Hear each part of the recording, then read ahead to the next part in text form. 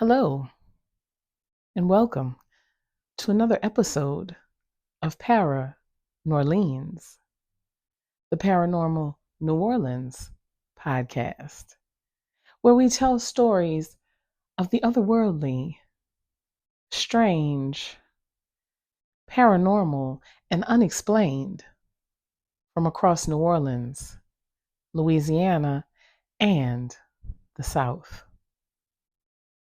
This is your hostess, Fat Girl Freestyle. Welcome to Season 2, Episode 4. Sit back, relax, listen, and enjoy.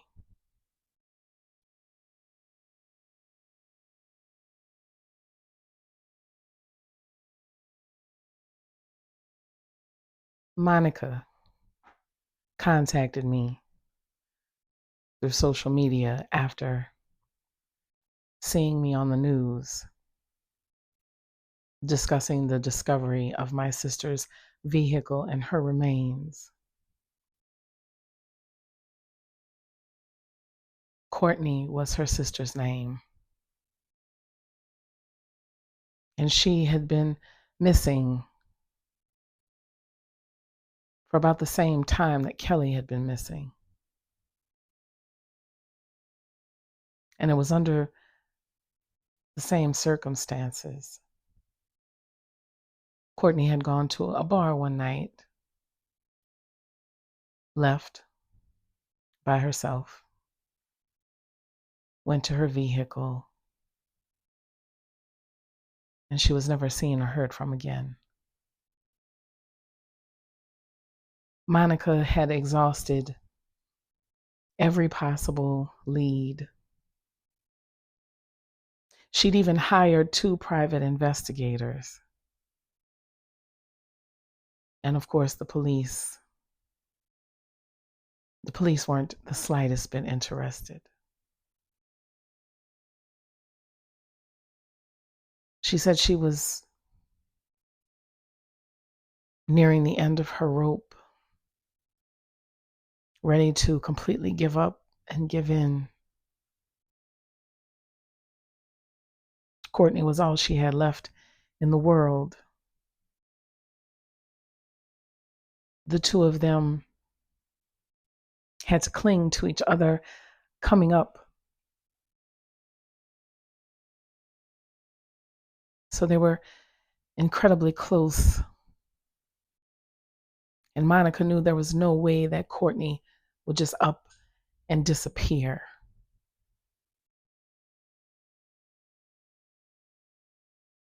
But then she started having dreams about a young woman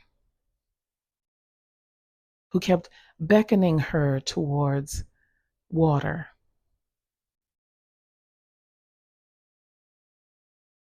She didn't know what it meant until she saw me on the news and she saw Kelly's picture come up on the screen.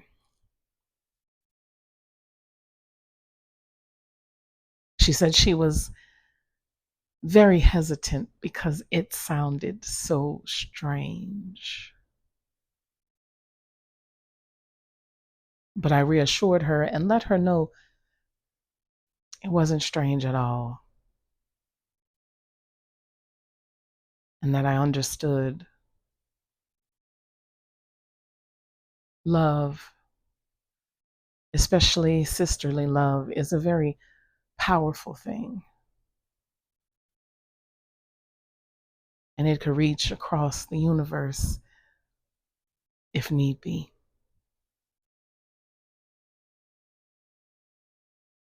She gave me all of the information that she had, and I told her that I would see what I could find out.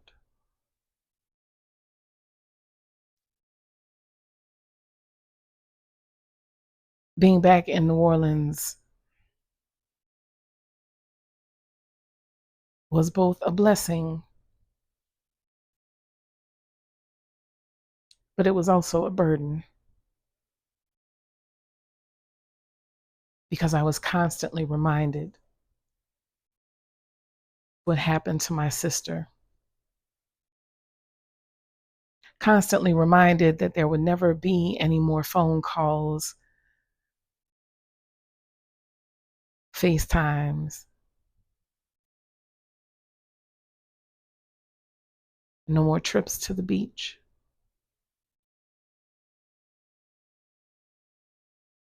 But I had to find out what happened to Kelly. And in finding out what happened to Kelly, I could also find out what happened to Monica's sister, Courtney. I wasn't sure where to begin,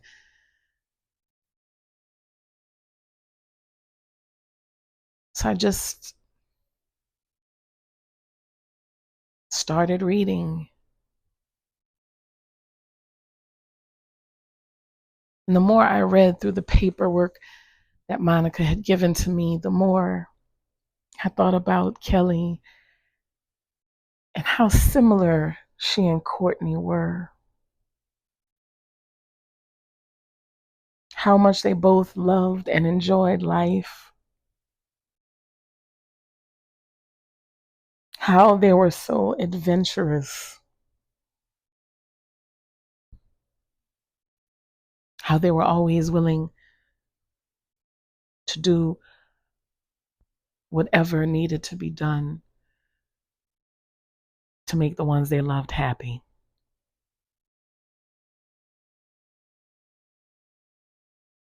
I couldn't fail Monica. I couldn't fail Courtney, and I most certainly could not fail Kelly.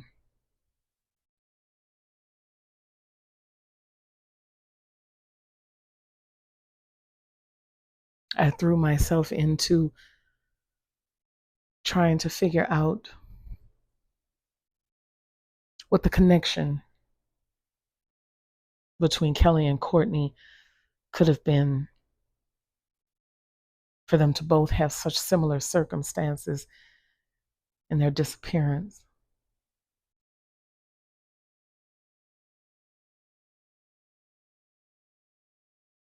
They both attended the same church, but I'm not sure if they knew each other. It just so happened that the places where they worked were just a few blocks from one another.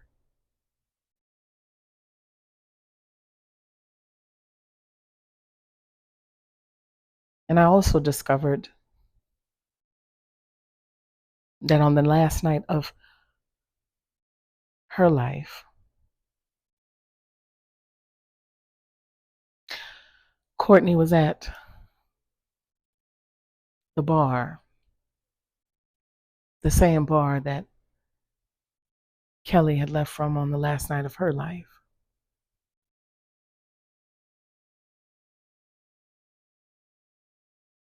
I wondered if the police had even bothered to try making these connections, but probably not.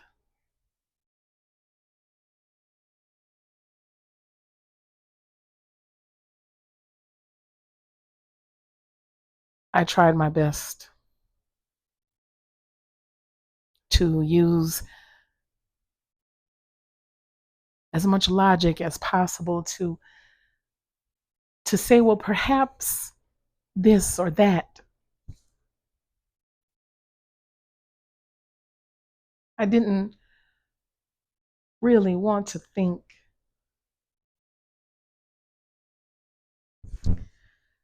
that this could be the work of one single person.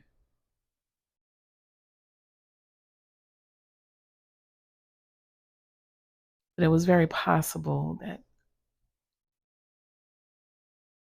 some monster existed in both the lives of Kelly and Courtney that they could have plotted.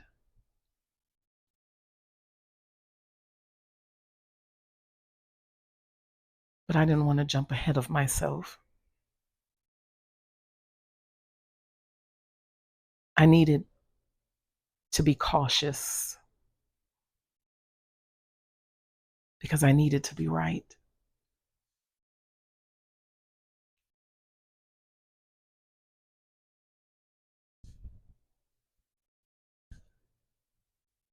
I went back to the place where Kelly was found, that lagoon in City Park. And I started to wonder, how does one drive off the road and down into this lagoon?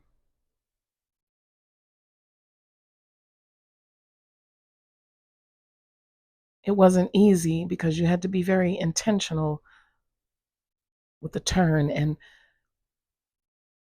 guiding the car into the water.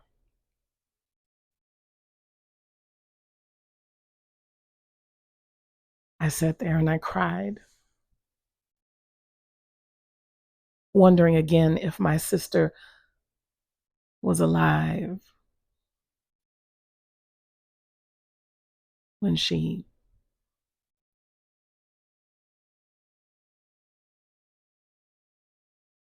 was driven into her watery grave.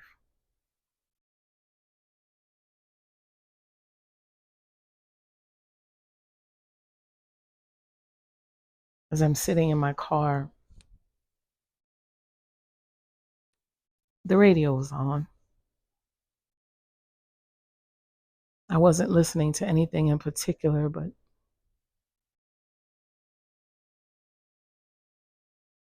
static caught my attention.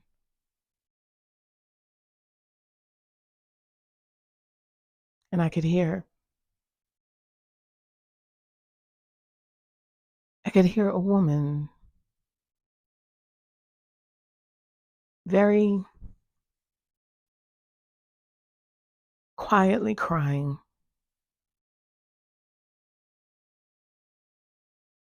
And I thought maybe I was picking up some interference from somewhere, so I tried to change the station, but I could still hear it.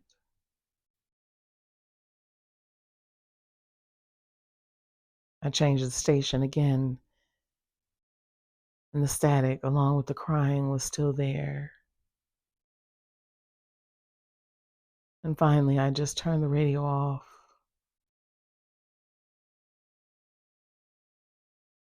But I could still hear the crying.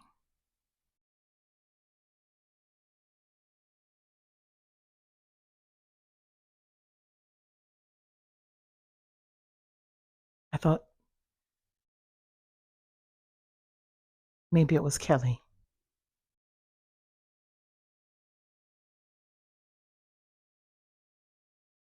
But something settled on my spirit, and I knew it was Courtney.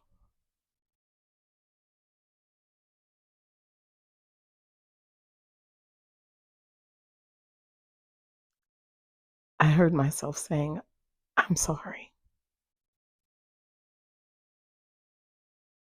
I'm sorry this happened to you.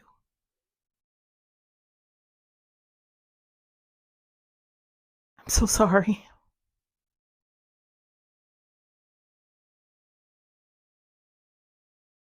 And then I heard a whispered name, something I couldn't understand.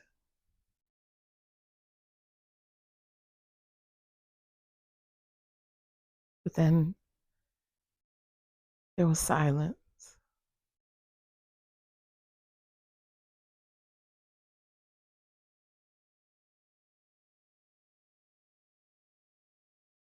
I pulled away from the lagoon.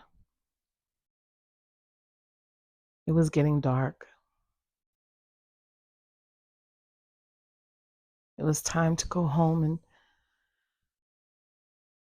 try to get some rest. Start again the next day.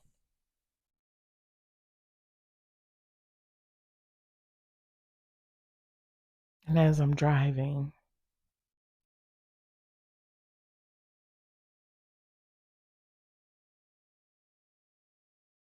I notice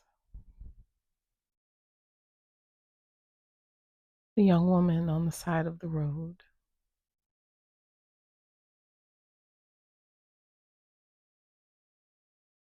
Just standing.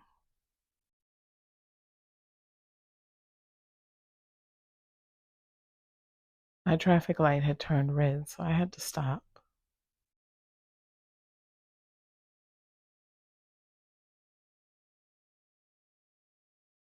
I watched her,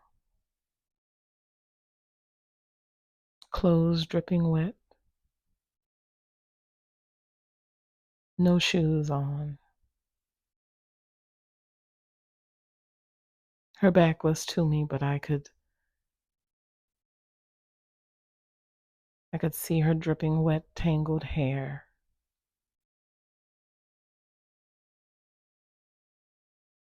She stretched out her arm, and it was bruised.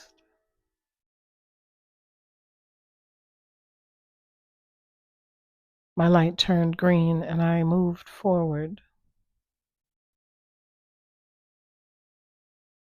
And she continued to point.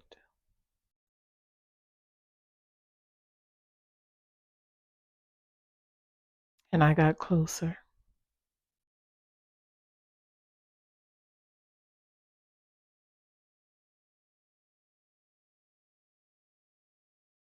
I pulled to the side. I don't know why.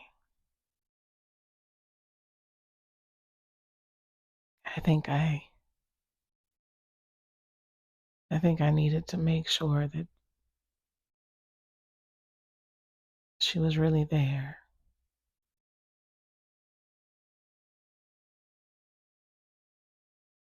I got out of my car.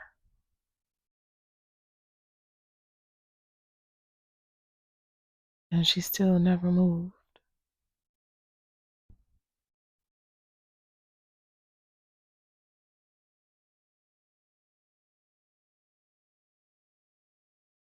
I was being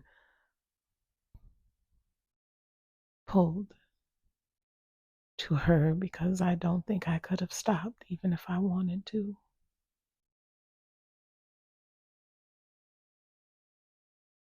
And as I got closer, I reached out my hand and touched her shoulder.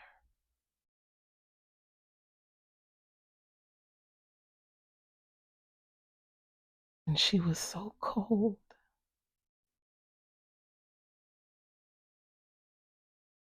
But I couldn't let her go.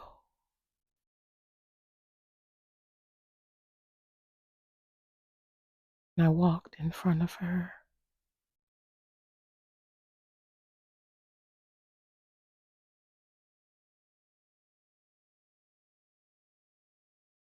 I moved her hair out of her face.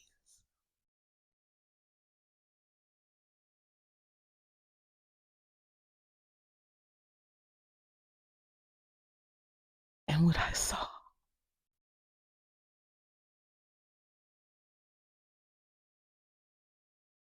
was awful.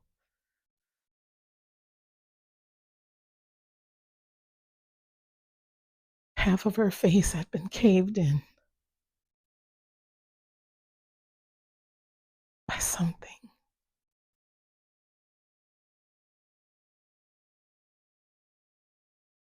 And immediately I started to cry because I knew it was Courtney.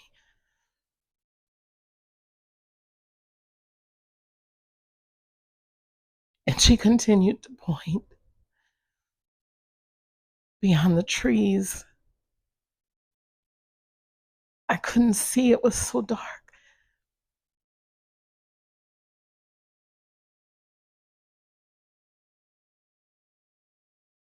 And I tried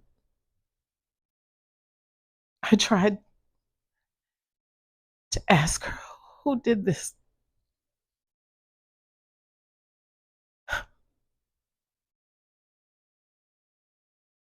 And all of a sudden I felt a hand on my shoulder shaking me.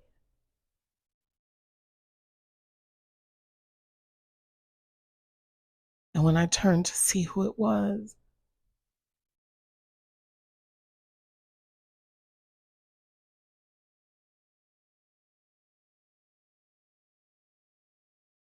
I found myself on my couch in my living room,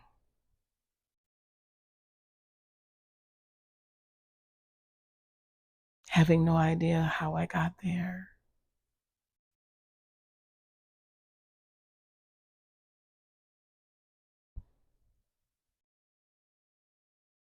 I could still feel freezing coldness in my hand. I closed my eyes and I could still vividly see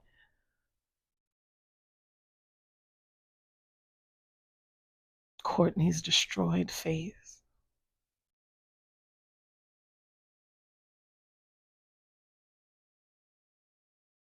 I was still fully clothed, except for my shoes. I wasn't sure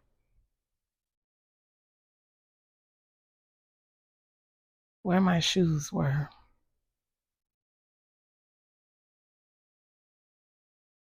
I got up to go to the bathroom, and that's when I noticed my shoes were in the tub, wet and full of mud.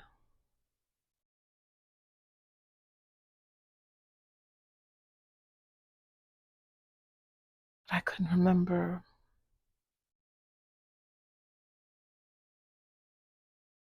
what had happened.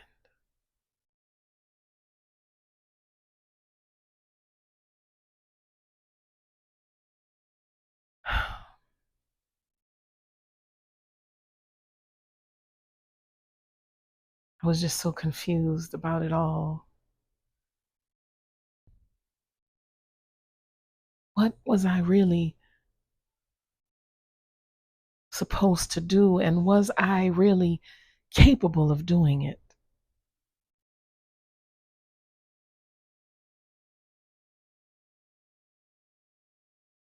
I don't know, but I had to try. I had to try for Kelly, and I had to try for Courtney. I had to try for Monica, and I had to try for myself because I knew this was the only way I was going to find peace, is if I discovered what happened.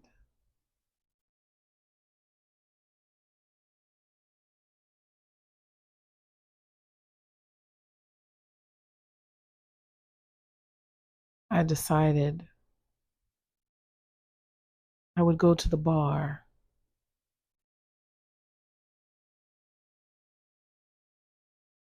I would go to the bar and I would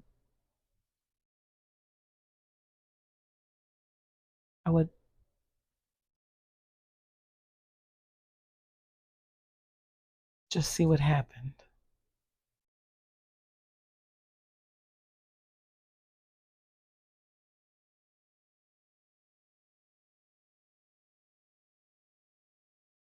That's exactly what I did.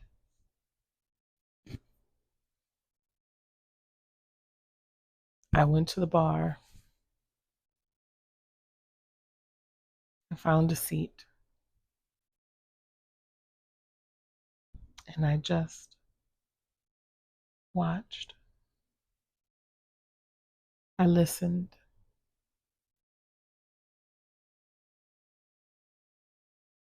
I figured there would be some type of sign or something to let me know that I was on the right track.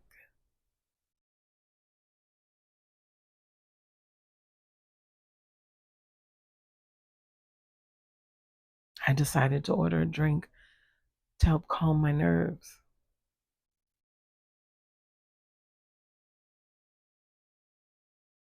The bartender recognized me from the news.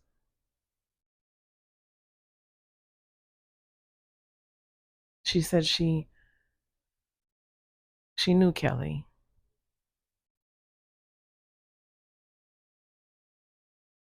How nice she was.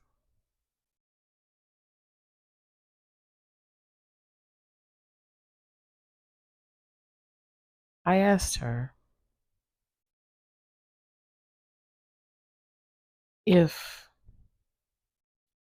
she had any idea what may have happened to my sister.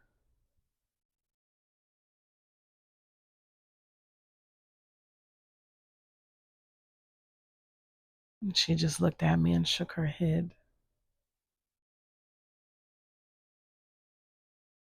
She said, "It's New Orleans. A lot of strange things happen around here." But she probably had too much to drink and just didn't realize what she was doing.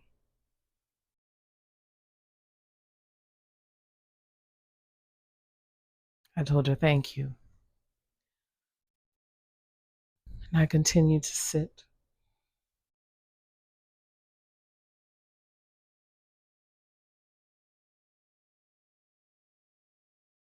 I noticed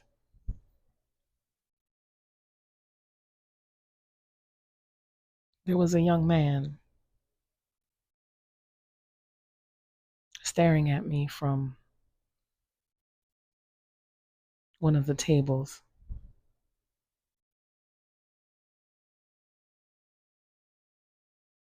Something about him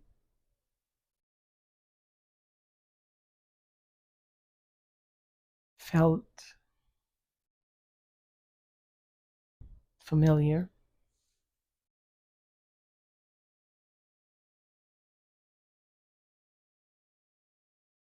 I decided to grab my drink and go over and talk to him.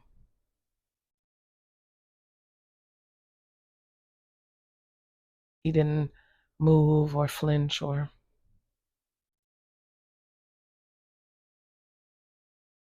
even greet me.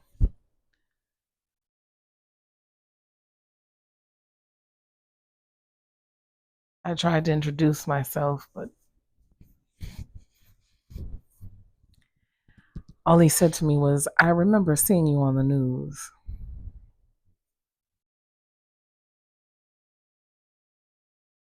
"I'm sorry about what happened to Kelly."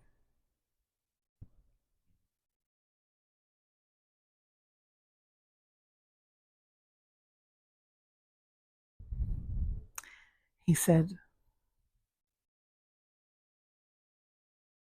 "I think the same thing happened to Courtney, too."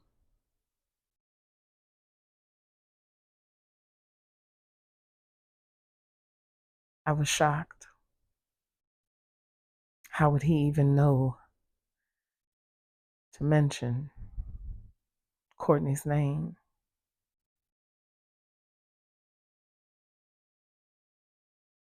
He said, "Let's step outside and talk."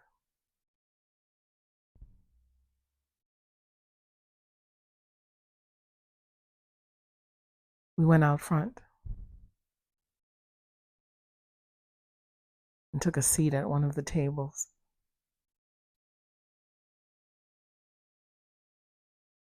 He introduced himself as one of the young men that Courtney used to date, but they had remained friends. They hung out from time to time.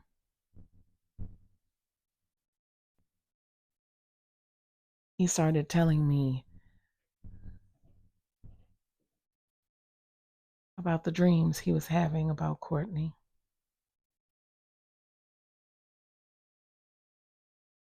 About how she always showed up in the dreams soaking wet, half of her face covered by her hair. But she never spoke. She never said anything, never made any motions, noise. She just stood there. And he told me I was starting to feel like I was going crazy.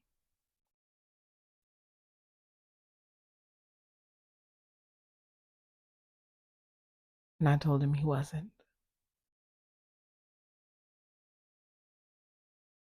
I asked what he thought happened to Kelly and to Courtney.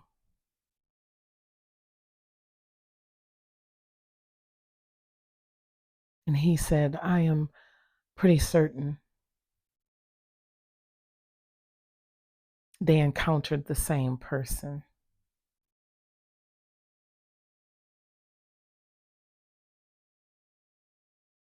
He said, there was another young woman who disappeared from this bar 10 years ago. I can't remember her name, but this was the last place she was seen alive. She drove off and was never found.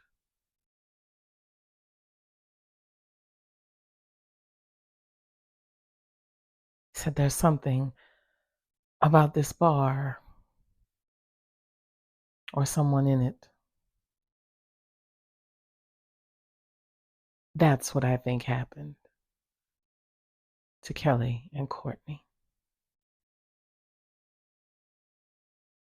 And he got up and walked away.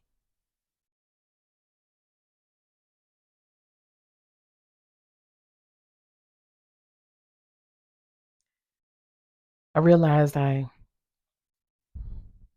didn't get his name, but I would call Monica. She would know.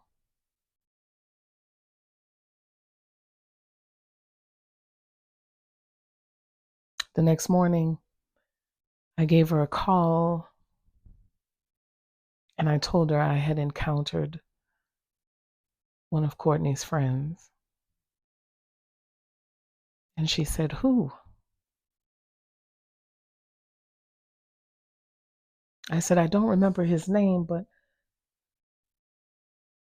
I gave her his description. I said, he told me that him and Courtney had dated, but it didn't work out, but they did remain friends.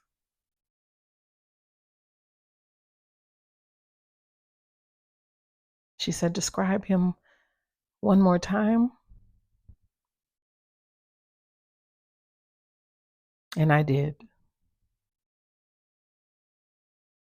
She asked me what he was wearing, and I described that as well.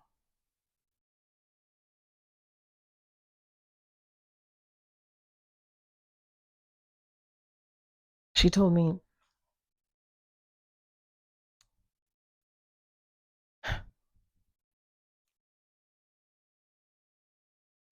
that there was no way that I had met that young man because he'd committed suicide 2 years before Courtney disappeared.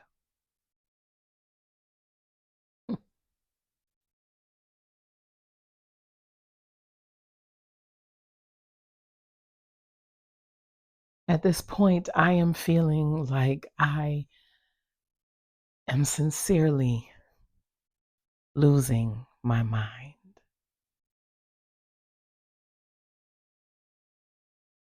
Between the dreams and the visions,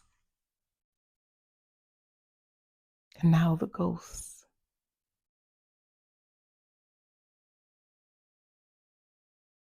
What was happening?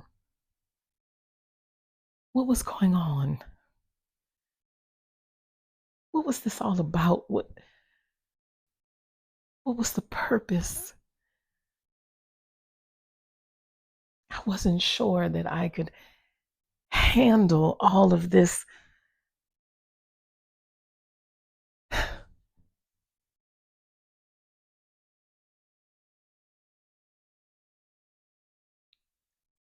I don't know what my next step was going to be, but I was getting very overwhelmed. I wasn't sure which direction to turn in, and now to be told by a ghost, no doubt, there was another woman who had disappeared from that same bar.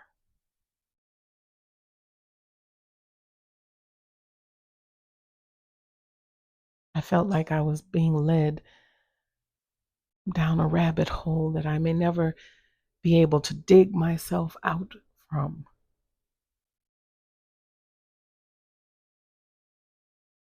But I knew for Kelly and for Courtney, I knew that no matter who or what I encountered, I had to continue. I had to continue to find the truth.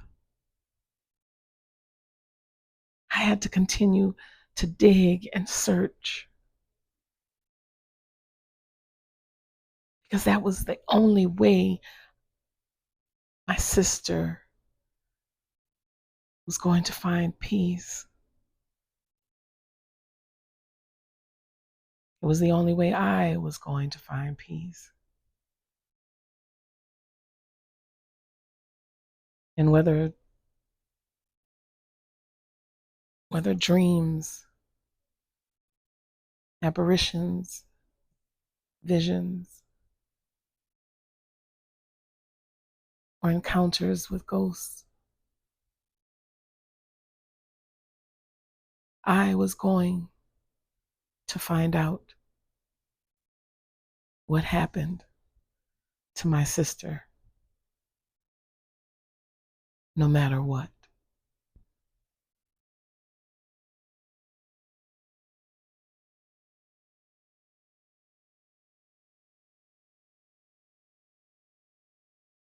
This has been season 2, episode 4 of Paranorleans, the Paranormal New Orleans podcast, hosted by yours truly, Fat Girl Freestyle.